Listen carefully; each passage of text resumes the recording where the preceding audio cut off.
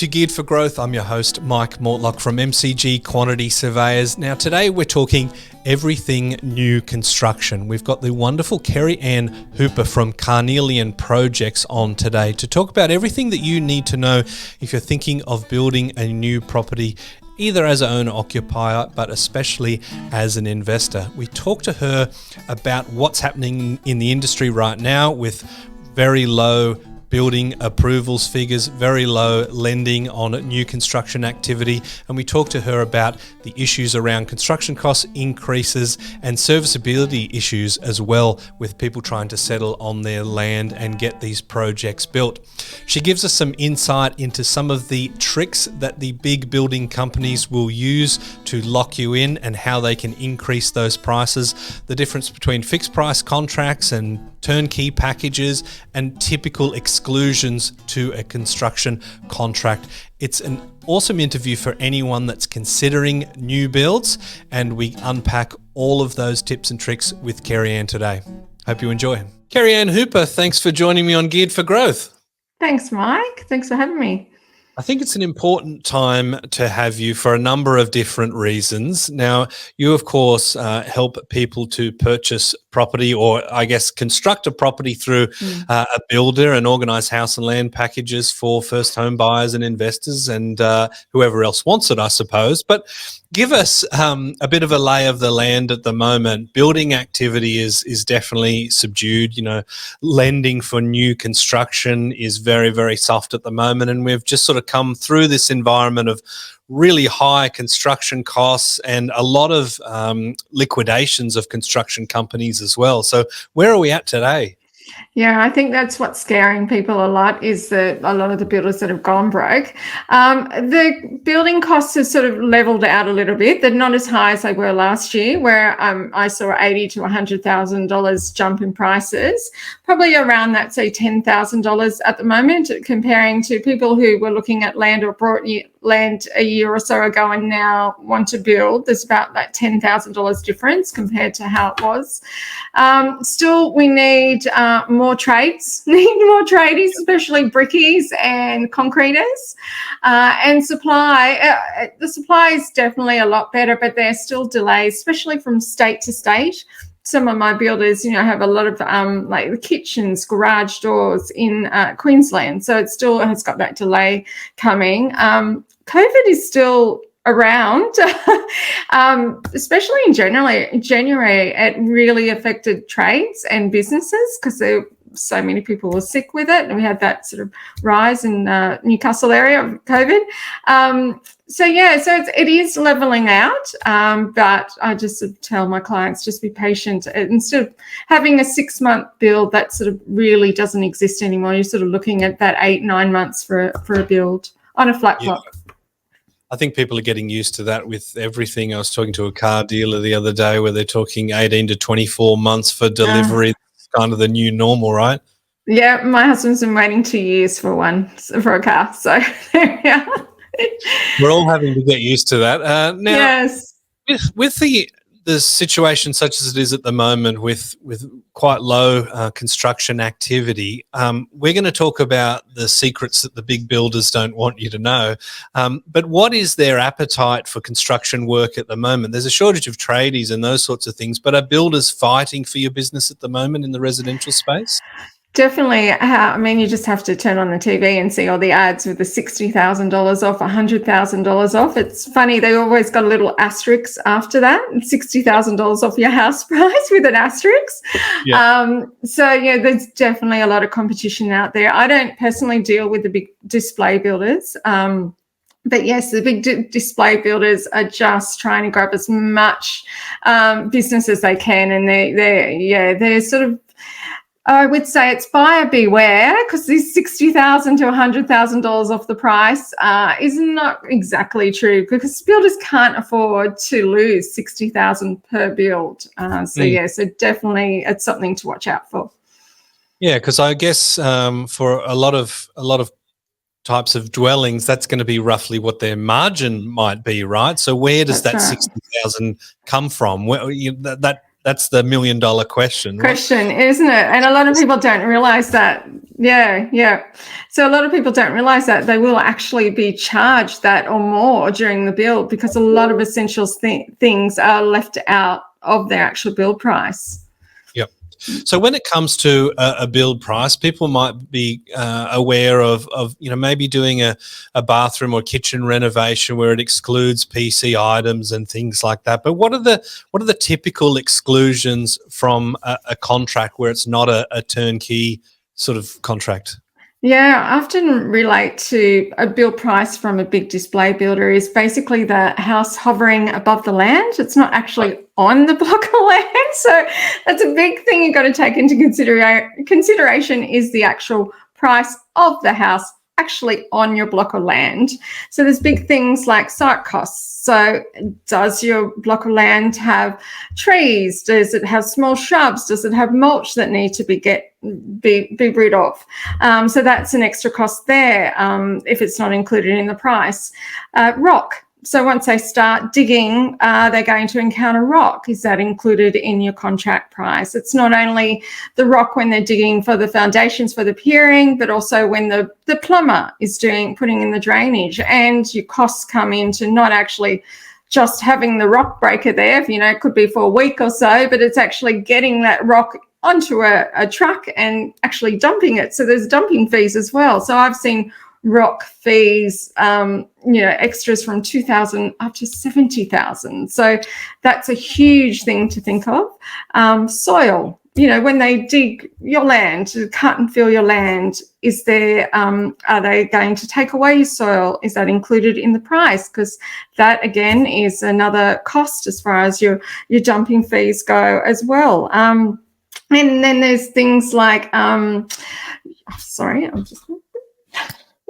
there's things like peering. So peering is what you need. You need your piers before the slab goes down. So when they're digging down, again, you might encounter rock, but is there an allowance for how much peering they've actually allowed for as well? So there's all these things that you have to consider that applies to your land. So you've got bow ratings as well. You've got your basics, which is the heating and cooling of your home, and your thermal comfort and your water. Is that all included in the price? Council requirements as well. A lot of things they'll say, it includes standard council applications, but what if there's extra reports that need to be done, extra retaining that needs to be done? So there's a range of things that need to be thought of when you're getting that price from the builder. And when we're talking about a turnkey package, what would be the difference when someone is advertising a turnkey package versus not a turnkey package? Are all of those things typically included? Well, I don't believe there's really a fixed price builder anymore. There used to be a fixed price turnkey. That means everything's included, like even if they strike rock or get rid of soil. Don't believe in this day and age that there is one, but a turnkey refers to everything's included inside the house and everything's included outside. So inside is all your carpets, all your floor coverings, your blinds, all your electrical, dishwasher, obviously oven, cooktop, and then outside you've got your driveway, and then you've got your landscaping, you've got a garden, you've got your letterbox, clothesline and fencing. So it's all done. So turn the key sort of comes from you just need to turn the key and move your furniture in because everything's done. Yep. And typically is it always the case that fixed price? I know you sort of said they're not around anymore, and we'll get into that in a second.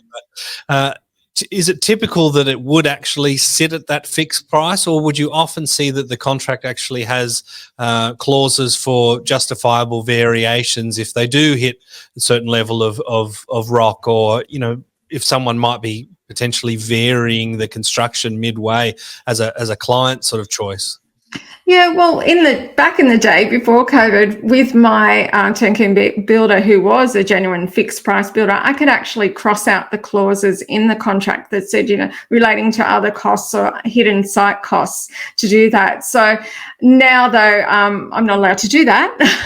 Not that my turnkey builder actually, charges a huge amount, but so with the big display builders, check on those clauses as well, because I'm pretty sure they won't be allowing you to cross those extra costs or hidden site costs clauses in the contract, and also in your contract to have a look, as I sort of said about peering, with the allowances. Some of them may, especially with, say, water and sewer connection to your house, if you're on, say, a battle axe block.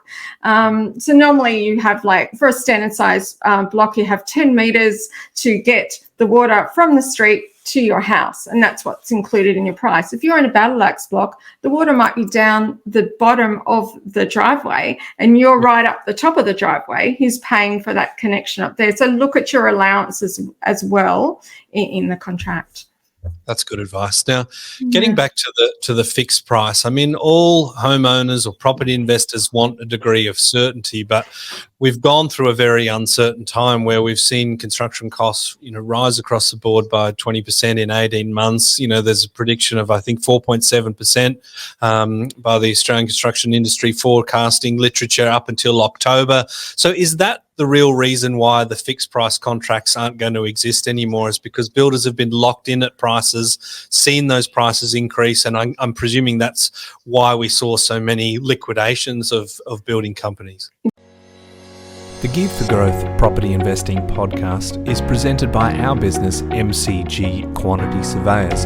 If you're an investor or a property professional looking to get the best tax depreciation deductions for yourself or your clients, please get in touch with us at mcgqs.com.au. It's our mission to help as many property investors as we can to maximise their claims and maximise their property education as well.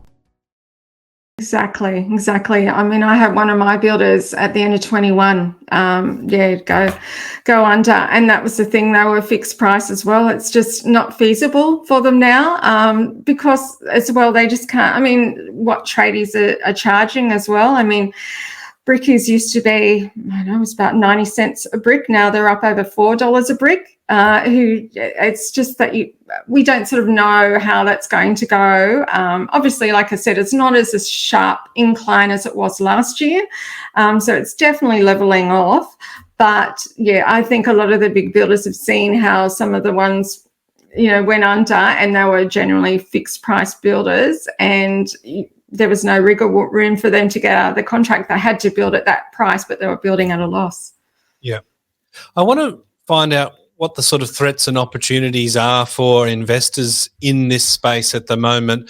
We were talking off air about land. Now, land has been a fairly scarce resource in a lot of places, but we've had land sales go through and get to the point where once they finally become registered, which I want to ask you about as well, we're now going to the bank with the idea of this is what we were going to construct it for, and these were our serviceability buffers, and we're finding people that are they're not able to make these numbers stack. What's the problem here at the moment?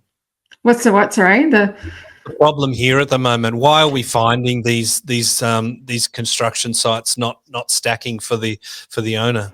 Yeah, so it's a lot of it is the interest rates rises, so they can't service the loan. When they brought the land, 1 or 2 years ago, because some of them are, taken 1 to 2 years to register. So I mean, with that buying frenzy that we had, the land developers were just selling anything, off the plan. So now they've gone to the land is starting to be registered. They're going to look at building, and they can't afford it with the interest rate. So yeah, that's the major thing. As I said before, with build costs, yes, there is definitely has been a rise in build costs, but not as much this year as it was last year, but they're still seeing there's a difference there. So they've got a higher build cost. The land is a lot higher than, compared to other ones around, but they've already brought it, so they have to settle on it, and they just cannot afford it with the interest rates. And what do you think that is going to have as a ripple effect to the prices for new dwellings? Is that going to sort of constrain the supply of new dwellings, so it's actually going to be positive for house prices and negative for land values, or is it vice versa? How do you see that playing out? I think it's going to be very interesting how the land prices go, because at the moment we've got so much land available, and I sort of feel there will be more land coming available because, as I said, people can't afford to build, so they're going to have to sell the land. So that, in one way, that's great for investors too, because there's going to be more land available. You know, a year or two ago, developers did not want to talk to investors. I mean, we need investors. We're in a housing crisis at the moment. We haven't got enough rentals. But so that's going to work in investors' favour, that there's more land available, more opportunity, more selection available. And unfortunately, that's going to be the market that a lot of land is going to come on the market. And it's going to be hard comparing, as far as valuations stack up as well, comparing land that's coming on in new stages that's probably up here, but then people have to sell their land, and that's sort of underneath what the new prices are of the new land is. So that's going to be, I think that's going to be hard for people with valuations, and for land developers too. I think it's going to be a problem trying to sell that land in the new stage up here when they can see resales are sort of going to be down in a lower range. Yeah, and the trouble is we desperately need that new supply, as you say, because we're in a rental crisis at the moment. Let's say, hypothetically, we're an investor that sees the opportunity, that sees that we can pick up some land, and we understand our costs, and we know that we'll be able to service the loan for a new construction. Can you talk us through the stages? We talked about, purchasing land off the plan, waiting for it to register. Can you explain sort of what that means as a start point, and then we kind of move into what you do, which is brokering that deal with builders and what everyone should know? Yeah, so people either come to me and they've already got land, or I look for land for them. As far as registration goes, that's when it's been all approved through council. So a lot of the time, as I said in the past, a lot of land's just been sold off the plan. Basically, you're just looking at a plan, and the sales agent would say, well, the land's going to be over there, and you just see a big mold of dirt, and that's where your block of land's going to be. So obviously they need to build the roads, they need to put in all the services, and then it needs to go to council to be ticked off, and then to the land titles office to be registered. So a lot of that has been delayed. I mean, last year too, we had a horrendous amount of rain, which, I mean, we need the rain, but it was a lot of rain, so that was a lot that we held up as far as registration goes as well. So the land's registered. So with what I do, I can go out and find the block of land. People tell me what sort of budget they're looking at, what sort of areas they're looking at, or I give them advice on areas and what the rental, the approximate rental would be in that sort of area. Let them know if there's services nearby, like your shops and your hospitals and transport, etc.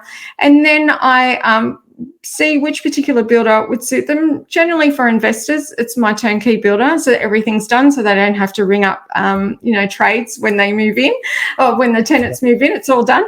And then I put that package together, present it to them, so they've got their conveyancer. I can look through the build contract with them. So there's 2 contracts in my traditional house and land packages, one for the land, one for the build, and then I'm just with them all the way through that process. So giving them updates on how the plans are going in council or with the certifier. And then when it starts, I give them updates on the actual construction there all the way. And then I can help with depreciation report, like as you, and property management as well. So just holding their hand all the way through, because some people, even though they want to invest, they're a bit scared of investing in property and alone building, as we're talking about, or everything that's in the press at the moment on the media.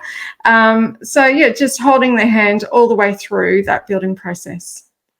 And let's say this person decided not to work with someone like yourself, who is aware of all the sneaky little tricks that builders like to employ, and the shiny brochures. We always make fun of gloss. It's the devil. Apparently you put gloss on any brochure and there's something wrong with it. I'll have to look at that. What are the things that what are the sort of the nightmare scenarios that you see someone that has never done this before falling into, that you can give us some tips on how to avoid? Big thing is obviously what I was talking about beforehand, what isn't or isn't included in your actual build price. Also, too, if you're buying land in an estate, some estates have certain requirements of how the house has to look as well. So you have to make sure that they're included in that price. A lot of things, as I said, it just may be an allowance, and not everything's included in it. You only got a certain allowance, so you've got to pay extra for that. When you go to the colour selection appointment, even though it's an investment, you still got to choose your colours and all that. That's where you can be stung a little bit as well, because you may only, have one or two things to choose from for your stone, or you may not only get battens instead of actual downlights in your electrical. You may not get any power points, or might be single power points, and you need double power points, and you need a lot in kitchens, and you might not have an aerial. That's a thing too. So watch out for those colour selection appointments. Be ready and be prepared, and just find out exactly what is or isn't included. And if that's one thing that I can help with as well with my tender health checks.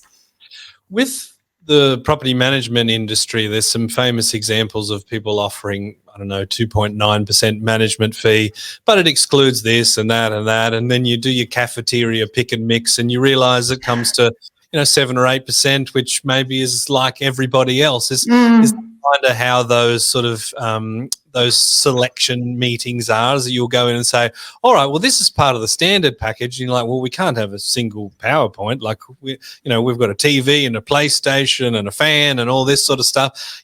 These are the options for stone, or they're obviously hideous. Like, we need to go up the level. Is that where a lot of that margin comes from? Yes, exactly. And I mean, if you're going to have a investment property, you want blinds as well. So some of them don't have blinds, some of them don't even have fly screens. So you need all that as well. Yes. So definite big buyer beware when you go to the colour selections. See what is or isn't, and be prepared to open your checkbook, I think. Yeah, and you mentioned before about the property hovering above the ground. I mean, that's another way to put it. If there's no fly screens or blinds, it's not really a functional property for your tenant to go in, right? That's right. Yeah. That's why turnkey is the best way to go if you're an investor. You just want to make sure that everything's included inside and out. Yep. Now, the topic of this podcast today is not necessarily the merits of buying, established versus new, or new versus established. But can you give us some anecdotal evidence from people that you've worked with? Are there good investment property outcomes to be had in the new space, or should we all just be thinking about established? Well, I think with your, as you know, house and land, you only pay stamp duty on the land value, not the actual whole amount of the house and land packages, because it's two separate contracts with what I provide. Depreciation, as you know, with having a brand new home. And people, majority of the time, once they're built, they have equity in their home straight away. So they're the three main things with building compared to established. I mean, I myself love building. I love the colours. I love it seeing rising out of the ground. But as far as investment point of view, that does seem to be a little bit more advantageous to build than an existing home.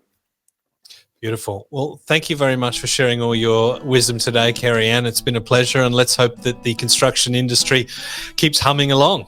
Yes, fingers crossed. Thank you. Thank you.